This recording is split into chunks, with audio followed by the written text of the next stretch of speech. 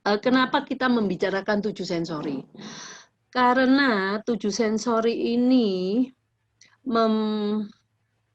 menyangkut banyak hal di anak kita. Yang paling penting adalah behavior. Kadang-kadang kita sebagai orang tua tidak mengerti kenapa behavior anak kita terus menjadi seperti ini. Nah, dengan Ibu melihat dari 7 sensori ini, Ibu pasti ya behavior anak kita akan ada di salah satu dari problem-problem yang ada di sini.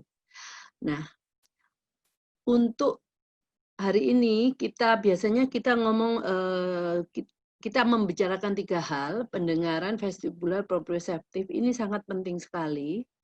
Tapi yang lain juga penting sebenarnya. Nah, kita sebagai orang awam biasanya tahunya cuma 5 sensori, perasa, penciuman, peraba, penglihatan, pendengaran. Nah, vestibular dan proprioseptif itu adalah sensori yang tersembunyi. Jadi kita tidak bisa melihat organnya, nggak seperti yang lain-lain ini, 5 sensori ini. Tetapi vestibular dan proprioseptif ini sangat penting juga untuk membentuk behavior anak kita. Nanti pada waktu kita membicarakan itu, kita akan tahu bagaimana impact dari problem vestibular dan proprioseptif dan juga pendengaran pada behavior anak-anak kita. Oke. Saya akan membicarakan mengenai pada waktu kita mengenai sensori ini, sensori yang apapun yang ada di sini selalu mempunyai 2 hal. Kalau sensorinya itu mempunyai problem, either itu hipo atau hipersensitif. Nah, hipo itu berarti dia kurang menerima rangsangan yang ada di sekitarnya. Kalau hiper, dia menerimanya lebih daripada yang kita terima. Jadi karena yang hipo ini kurang menerima, jadi dia sepertinya kurang data gitu ya. Kalau hiper, terlalu banyak rangsangan yang masuk ke otak, sehingga membuat otak overload. Nah, biasanya kalau kita membicarakan mengenai sensori, kita ada namanya anak-anak ini problemnya melting. Kalau sudah overload itu mereka akan sepertinya kelihatan marah, tetapi sebenarnya bukan marah. Mereka tuh meltdown kalau kita ngomong itu adalah karena dia sudah tidak bisa menahan apa yang diterima dia terlalu berlebihan. Nah, pada waktu anak-anak meltdown itu mungkin approachment yang kita harus berikan itu lain dengan kalau anak-anak kita itu mereka sedang tantrum atau marah. Jadi yang paling penting biasanya anak-anak meltdown itu pastinya yang hipersensitif. Ya. Hipersensitif pada anak-anak yang hipersensitif ini, mereka ini yang lebih kasihan karena mereka itu melihat dunia ini mengerikan ya. Karena banyak hal-hal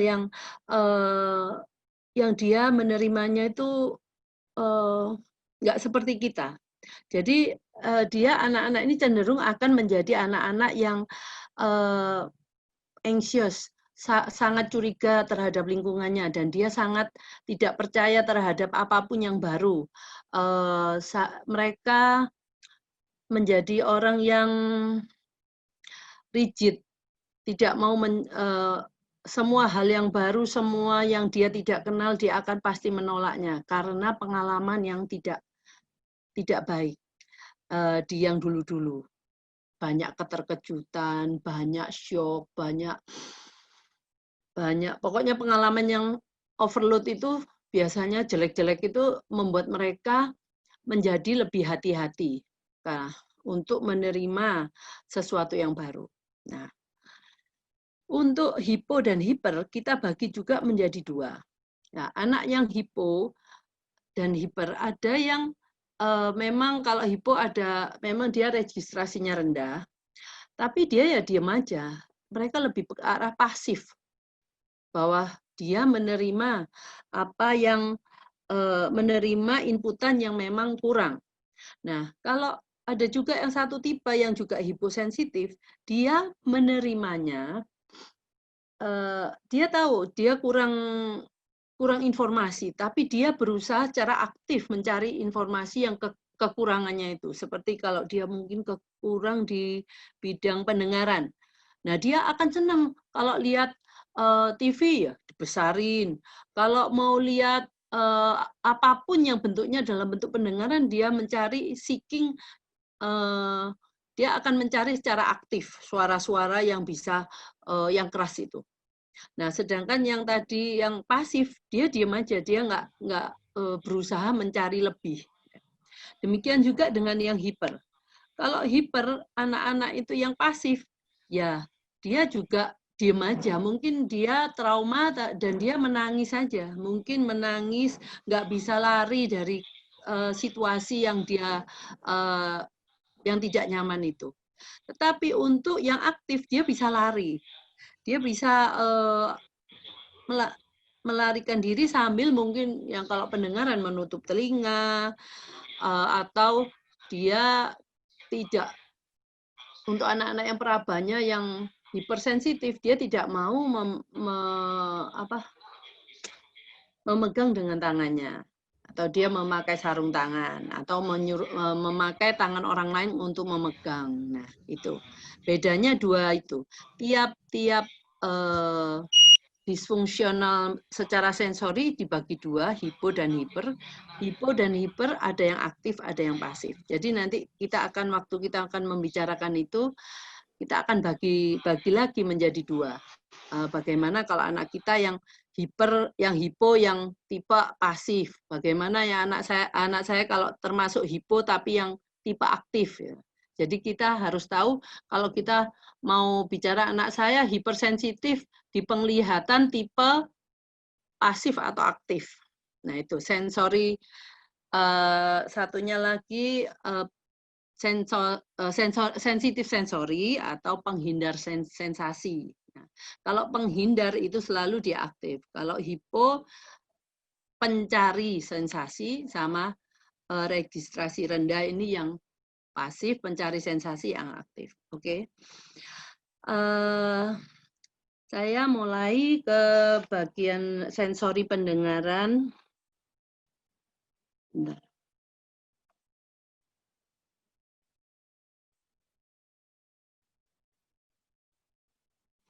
Oke, seperti telah kita bicarakan sebelumnya, pendengaran kita kalau pendengaran kita sebut pemrosesannya itu auditori ya. Kalau secara bahasa kerennya nih adalah bagaimana otak kita memproses apa yang kita dengar. Nah, dunia kita ini sebenarnya ramai. Tapi kadang-kadang kita tidak menyadari keramaian itu karena kita punya mekanisme habituation ya. Itu namanya kalau kita masuk ke dalam tempat yang ramai. Pada waktu pertama kali kita masuk ke tempat yang ramai, kita merasakan ramai itu awal-awalnya. Tapi setelah itu kita bisa beradaptasi dengan lingkungan yang ramai dan kita nggak merasa ramai lagi gitu ya. Jadi sebenarnya walaupun kita tidak menyadari lingkungan kita ramai, kalau kita menjadi anak-anak yang hipersensitif, itu suara-suara di lingkungan kita itu luar biasa. Ya, di lingkungan apapun yang namanya sesepi apapun, itu pasti ada suara, gitu ya. Nah, itu yang mungkin harus kita sadari. Kalau kita ngomong, oh kayaknya nggak apa-apa nih suaranya, belum tentu. Karena mereka nggak punya mekanisme seperti kita. Kalau apalagi anak-anak hiper, mereka akan benar-benar terganggu oleh suara-suara di lingkungan yang membuat mereka tidak bisa belajar, tidak bisa fokus, karena mereka mendengar semuanya. dengan sama kuatnya. Padahal pendengaran itu ada suara background, ada suara foreground. Nah, kita mempunyai kemampuan untuk membuat suara background itu menjadi suara yang hanya ya kita dengar sih, tapi nggak kita sadari. Jadi kita lebih bisa fokus ke suara foreground. Sebetulnya kalau kita pergi ke sekolah, kita kuliah, kita pasti akan nggak mungkin kita meminta suara nggak ada suara background, pasti ada. Nah, tapi dengan mereka itu akan menjadi satu kesulitan bagi mereka untuk bisa menepis suara background itu.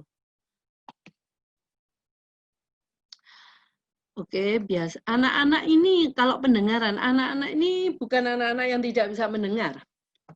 Anak ini mendengar semuanya, tetapi kesulitannya itu di bagian pemrosesan pendengaran.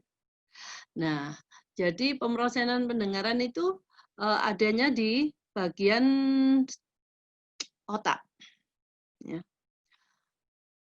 Jadi kalau umpamanya anak ini mempunyai kesulitan dengan pemrosesan pendengaran, maka kemungkinan besar anak ini akan mempunyai kesulitan di dalam berkomunikasi, memahami ucapan orang lain, dan mengingat instruksi, mengikuti percakapan, atau juga kalau biasa yang paling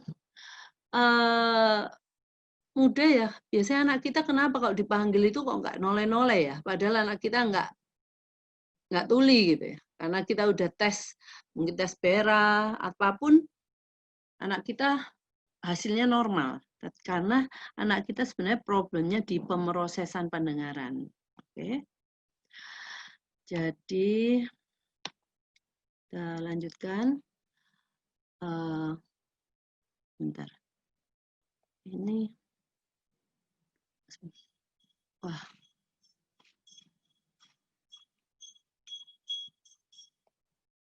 Oke. Pendengaran kita sekarang bahas mengenai pendengaran dengan hiposensitivitas. Kalau anak-anak yang pasif, pola registrasi yang rendah ini anak yang pasif, maka apa yang harus kita lakukan kalau kita mempunyai anak-anak yang dengan pola registrasi rendah? Biasanya anak ini perlu, Anda kalau ngomong sekali sama dia nggak cukup. Anda harus mengulang beberapa kali baru dia tahu arti yang kita katakan. Nah, terus ciri-cirinya lagi, kalau dipanggil, dia nggak menanggapi. Padahal dia nggak tuli ya.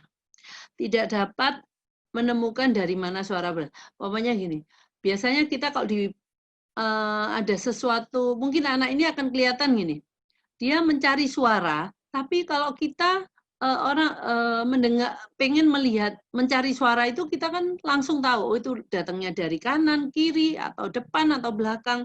Nah, kalau anak ini kelihatan masih mencari-cari, mencari-cari suara itu dari mana. Mungkin kalau dari bahasa tubuhnya waktu mencari itu kita bisa lihat ya.